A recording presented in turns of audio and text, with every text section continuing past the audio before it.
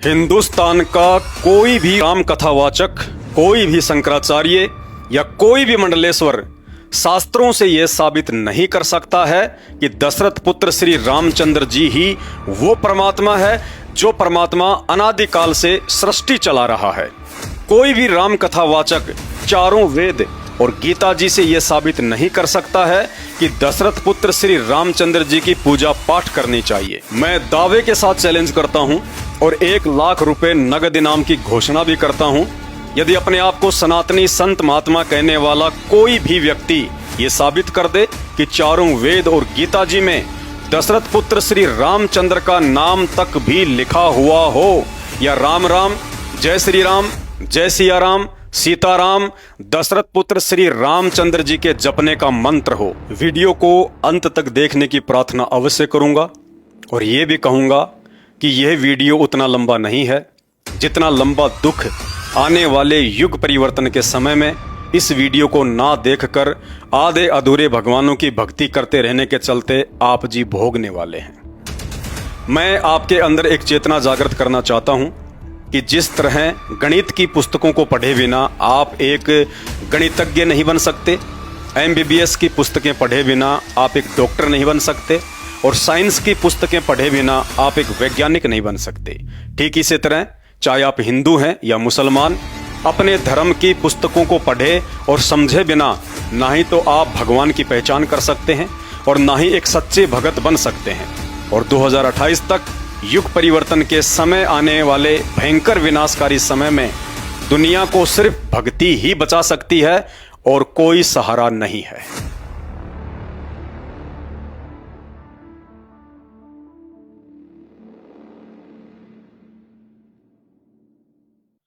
जय जगत गुरु, जय भारत। सभी सनातनी धर्म गुरुओं को परम पूज्य जगत गुरु संत श्रोमणी सतगुरु रामपाल जी परमेश्वर जी के चरणों की धूल मुझ पवन दास की तरफ से सादर प्रणाम। अब समय आ गया है आप सभी सनातनी धर्म गुरुओं की परीक्षा का। अब आप प्रमाणित जवाब देने से बच नहीं सकते। अब देश की युवा पीढ़ी ना ही तो पूर्व काल की तरह अनपढ़ है और ना ही धर्मशास्त्रों में लिखी हुई सच्चाई से अनजान है। अब उन्हीं धर्मशास्त्रों से आप लोगों से सवाल पूछे जाएंगे जिन धर्मशास्त्रों को आप बचपन से ही पढ़ते और दुनिया को पढ़ाते आ रहे हैं, और जिन धर्मशास्त्रों की आड़ में सदियों से आपके परिवार का पालन पोषण होता आ रहा है। इसलिए यदि आज शिक्षित युवा पीढ़ी के मन में उन्हीं धर्मशास्त्रों में लिखी हुई बातों को लेकर शंका या संदेह उत्पन्न होता है या मन में कोई सवाल उठता है, तो उन्हीं धर्मशास्त्रों से सबूतों के साथ उनका समाधान करना भी आप धर्मगुरुओं की ही जिम्मेदारी बनती है। मेरा जन्म एक हिंदू परिवार में हुआ है। बचपन से ही रामायण और महाभारत सुनता आ रहा हूं, लेकिन जब अपनी आंखों से रामायण को पढ़ा तो पता चला कि दशरथ पुत्र श्री रामचंद्र जी के भगवान होने के विषय में जो बातें हमें बचपन में धर्मगुरुओं या कथावाचकों से सुनने को मिलती थी और टीवी सीरियल में हम देखा करते थे, यथार्थ में वे सब बातें धर्मशास्त्रों में लिखी हुई बातों से बिल्कुल भी मेल नहीं खाती हैं। धर्मगुरु कहते हैं कि दशरथ पुत्र श्री रामचंद्र जी परमात्मा हैं, सत्यनारायण हैं। इन्होंने ही सारे ब्रह्मांडों की रचना की है और संचालन भी कर रहे हैं। इनकी मर्जी के बिना ना ही तो दुनिया चलती है और ना ही पत्ता हिलता है। श्री रामचंद्र चाहे तो कोडी को काया, निर्धन को माया, बांझ को पुत्र और मृत्यु को जीवन में बदल सकते हैं। ये जब चाहें सृष्टि में प्रलय कर सकते हैं और चाहे तो पुनः उत्पत्ति भी कर सकते हैं। इनसे बढ़कर और कोई भी सर्वशक्तिमान परमात्मा सृष्टि में दूसरा नहीं है। मात्र अपने धार्मिक धंधे के लिए या फिर अपनी अज्ञानतावश हमारे धर्मगुरुओं द्वारा दशरथ पुत्र श्री रामचंद्र जी के लिए बढ़ा चढ़ाकर बोली गई इन तमाम जुबानी बातों में कितनी सच्चाई है, ये तो हमारे धर्म ग्रंथ ही बता सकते हैं। तो चलिए आज उन्हीं धर्म ग्रंथों में लिखी सच्चाई को आधार बनाकर मैं सभी सनातनी धर्म गुरुओं से सवाल करता हूं, यदि दशरथ पुत्र श्री रामचंद्र ही वास्तव में सृष्टि को रचने व चलाने वाले परमात्मा है और एकमात्र इन्हीं की भक्ति करनी चाहिए, तो आखिर इस विषय में हमारे धर्मशास्त्र क्या कहते हैं। भाई और बहनों, भक्ति का आधार होता है भगवान, अर्थात भक्ति तो उस समय शुरू की जाती है जब यह विश्वास हो जाए कि कि जिसकी मैं भक्ति शुरू करने जा रहा हूं वास्तव में वो भगवान है भी या नहीं, उस महापुरुष में भगवान वाला कोई लक्षण है भी या नहीं, वो महापुरुष मेरे जीवन में आने वाले संकटों का समाधान करने में सक्षम है भी या नहीं, वो महापुरुष मेरे मन की बात जानने वाला अर्थात अंतर्यामी भगवान है भी या नहीं। समय आने पर वो महापुरुष अपनी भक्ति की शक्ति को साबित करने में समर्थ है भी या नहीं, उसकी भक्ति में वो शक्ति है भी या नहीं जिससे मेरा मोक्ष संभव हो, उसका जीवन चरित्र मेरे से उत्तम है या नहीं जिस पर किसी को उंगली उठाने का मौका भी ना मिले। क्योंकि पवित्र गीता जी के अनुसार यह दुर्लभ मनुष्य योनि मात्र एक पूर्ण परमात्मा की पहचान करके केवल उसी की भक्ति करके मोक्ष प्राप्ति के लिए मिलती है। इसलिए दृढ़ होकर भक्ति पर लगने से पहले यह पहचान अति आवश्यक है कि मेरा इष्ट जिसकी भक्ति में शुरू करने जा रहा हूं क्या वास्तव में वो एक पूर्ण परमात्मा है जिससे ऊपर सृष्टि में अन्य कोई भी देव महादेव नहीं है,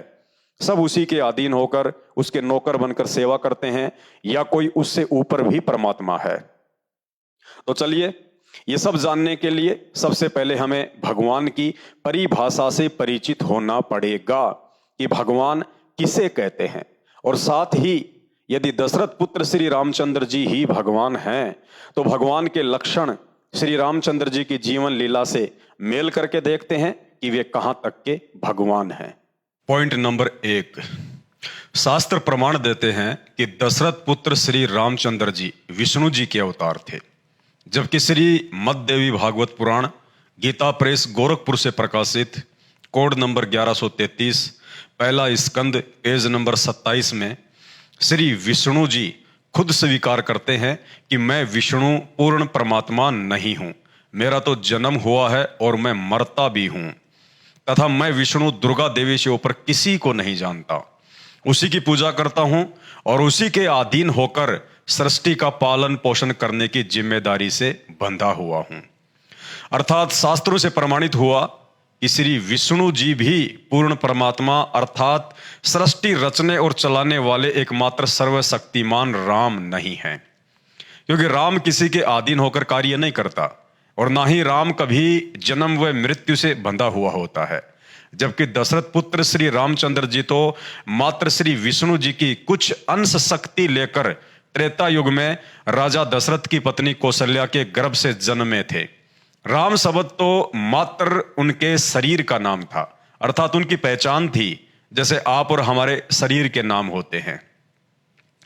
इससे यह साबित हो जाता है कि श्री रामचंद्र जी वह समर्थ भगवान या राम नहीं है जिस राम की शक्ति से अनादिकाल से यह सृष्टि चलायमान है, जो राम जन्म मरण के चक्कर से हमेशा मुक्त होता है, जिस राम को संसार की कोई भी माता अपने गर्भ में रखने में समर्थ नहीं है। अतः यह सिद्ध होता है कि दशरथ पुत्र श्री रामचंद्र जी एक राजा के पुत्र हो सकते हैं,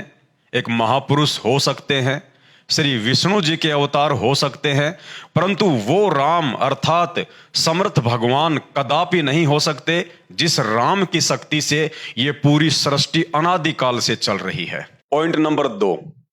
श्री विष्णु जी का ही पूर्ण परमात्मा अर्थात राम ना होने का दूसरा प्रमाण यह है कि राम तो सृष्टि में विद्यमान सभी आत्माओं का अर्थात प्राणियों का उत्पत्ति करता होता है, जन्मदाता होता है, इसलिए भगवान के ऊपर किसी भी प्राणी का श्राप या दंड असर नहीं करता है। लेकिन शास्त्र प्रमाण देते हैं कि श्री विष्णु जी को उन्हीं के भगत नारद जी ने उन्हें हरि के रूप की जगह बंदर का चेहरा लगा देने पर क्रोध में आकर श्राप देकर 11,000 वर्ष तक श्री रामचंद्र रूप में दुख भोगने के लिए विवश कर दिया। अर्थात अपने ही भगत का श्राप जिसे भोगना पड़ जाए वो किसी भी सूरत में राम अर्थात सर्वशक्तिमान परमात्मा नहीं हो सकता, क्योंकि हमारे चारों वेद उस पूर्ण परमात्मा अर्थात राम की महिमा से युक्त हैं, जिसमें यजुर्वेद अध्याय नंबर 1 का मंत्र नंबर 15 और अध्याय नंबर 5 का मंत्र नंबर 1 बार बार यह गवाही दे रहा है कि परमात्मा घोर से घोर पापों का नाश कर देता है, परमात्मा जीव को किसी भी बंधन या श्राप से मुक्त कर देता है। अब यदि आप धर्मगुरुओं के अनुसार दशरथ पुत्र श्री रामचंद्र जी ही वह परमात्मा है जिसकी महिमा वेदों में लिखी हुई है, जो इंसान को सभी पाप कर्मों के बंधनों से मुक्त कर देता है, तो दशरथ पुत्र श्री रामचंद्र जी स्वयं नारद जी के श्राप से अपने आप को मुक्त क्यों नहीं कर पाए। अतः यह सिद्ध होता है कि दशरथ पुत्र श्री रामचंद्र जी एक राजा के पुत्र हो सकते हैं, एक महापुरुष हो सकते हैं, श्री विष्णु जी के अवतार हो सकते हैं, परंतु परम पुरुष अर्थात पूर्ण ब्रह्म परमात्मा कदापि नहीं हो सकते, जिनके ऊपर किसी का भी श्राप या दंड काम नहीं करता है।